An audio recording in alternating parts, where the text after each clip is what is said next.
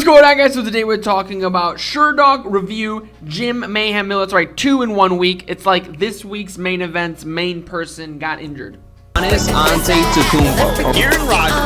Conor McGregor versus Tony Ferguson. Make sure you guys hit that like button and that subscribe button for the algorithm gang. 38 years old. He's in the 155-pound class, which is lightweight, and he fights out of Miller Brothers MMA. And he is actually fighting in 3 days at UFC Fight Night 195 against Eric Gonzalez. And it's definitely possible, as the last fight of his career. He's 32-16, which isn't the greatest.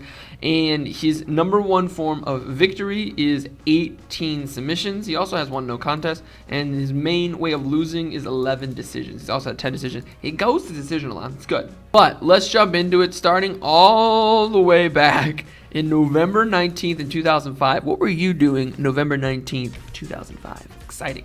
So he had a victory over Eddie Fivey at RF10 Reality Fighting number 10. It was a unanimous decision. And then on February 11th of 2006, so about 6 months later, he beat Kevin Roddy. This was also at RF Reality Fighting battle at Taj Mahal. That sounds like a movie. And that was submission via rear naked choke.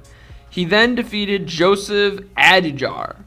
That was also at an RF event. That was RF12. Return to Boardwalk Hall. This sounds like the best movie series ever. And that was via submission arm triangle choke. He won another fight via submission. That was April 29th of 2006.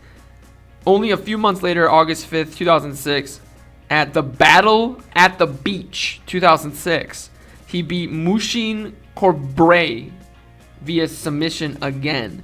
And then he beat James Jones at the CITC Marked Territory event on September 30th of 2006, where he won via submission. His first loss was to Frankie Edgar, that's probably a crazy fight, the two of them in 2006. That was on November 18th in 2006. That was also at Reality Fighting. That was the Fall Brawl, which isn't that great of a name. Compared to the other names, that's not that great of a name.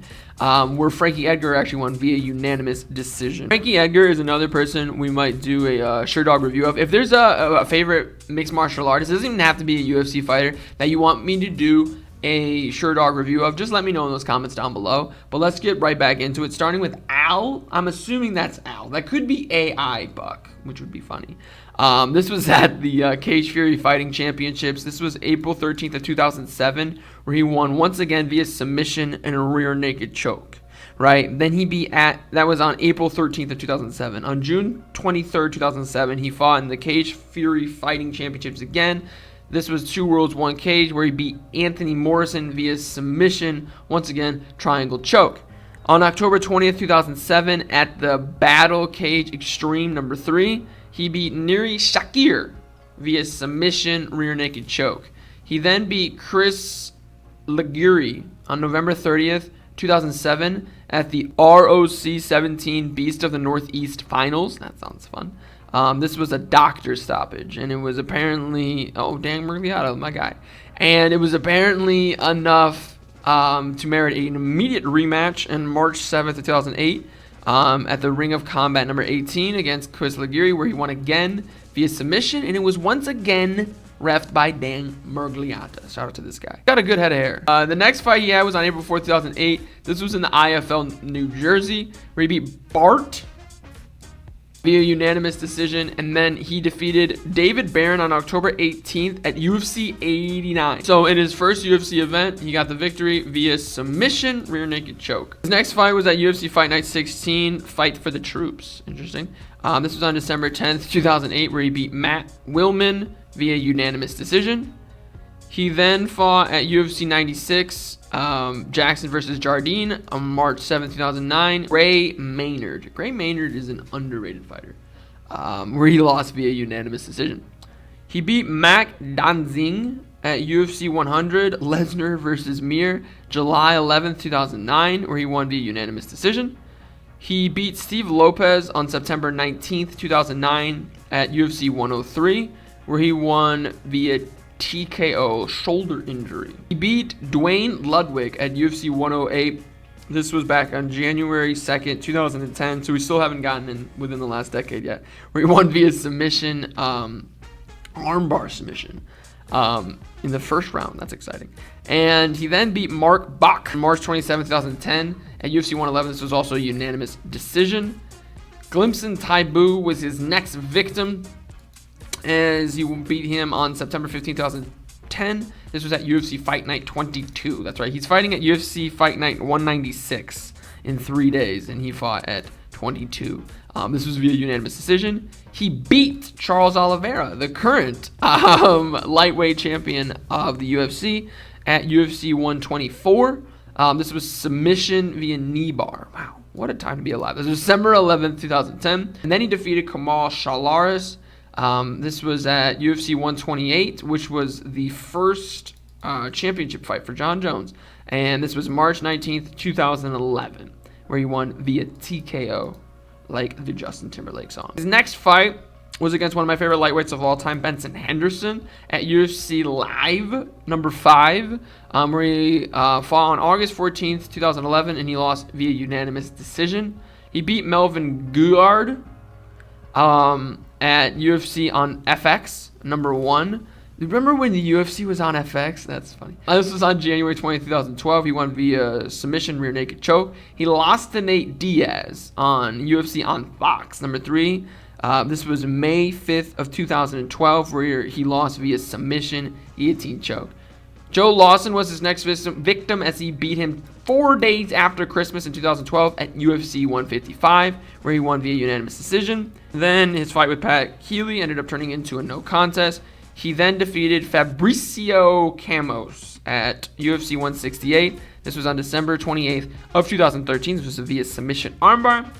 He beat Yancy Medeiros at UFC 172. This was at the Jones versus Glover Teixeira. This is April 26th of 2014. This was technical submission guillotine choke, right? But it was Mario Yamasaki, so who can really... Aaron Murgliata was back reffing Jim Miller's fights as he lost to Donald Cerrone at UFC Fight Night 45. This was back on July 16, 2014. And he lost via knockout. He lost via decision to Beneil Dariush. This was back on April 18, 2015 at UFC on Fox 15, Machida versus Rockhold. This was via unanimous decision. He won via split decision against Danny Castillo on UFC on Fox 16.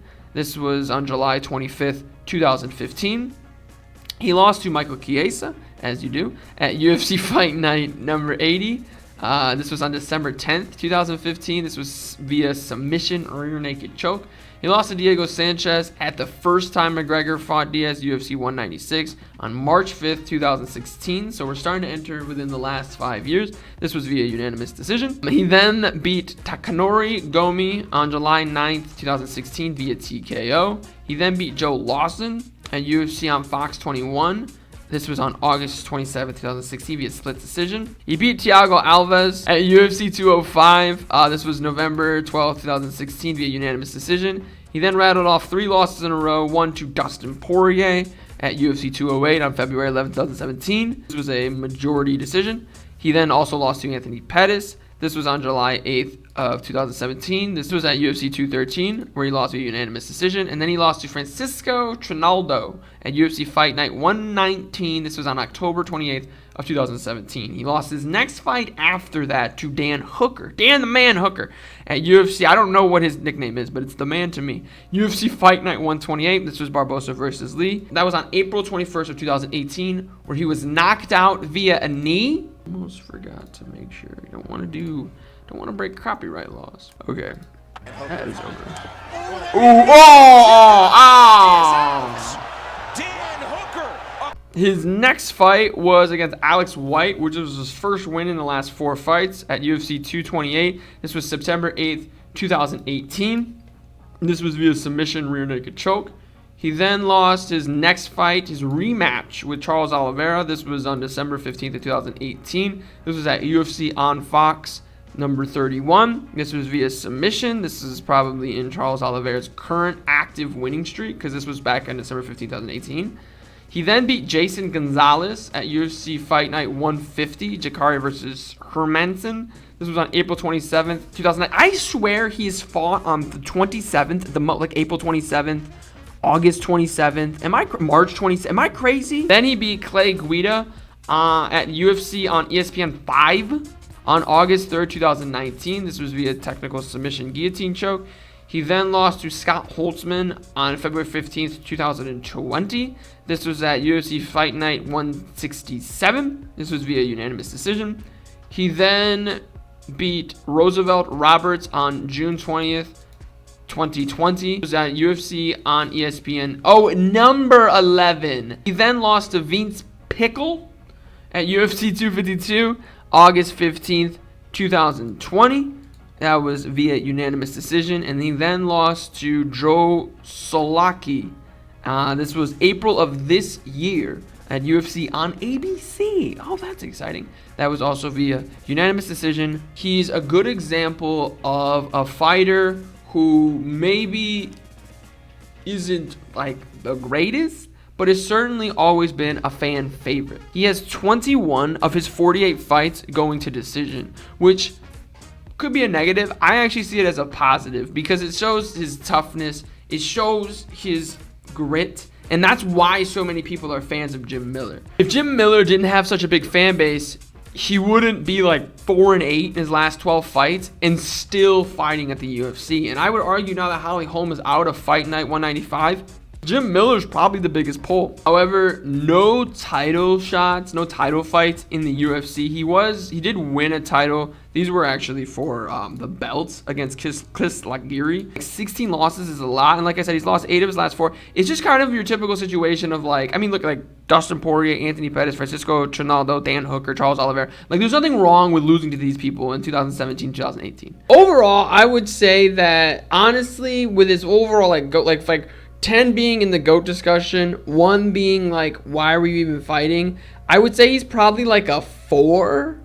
And that's only because I'm like kind of a fan of Jim Miller. But it's just with 16 losses, it's kind of hard. Like I said, this could be the last time we see him in the UFC. Could be the last time we see him in general. So make sure you guys go and check that out if you have ESPN Plus. But let me know what you guys think. What do you rate Jim Miller? Let me know in those comments down below. Let me know if there's a fighter that you would like me to do a SHERDOG review on next. But most importantly of all, have a good day.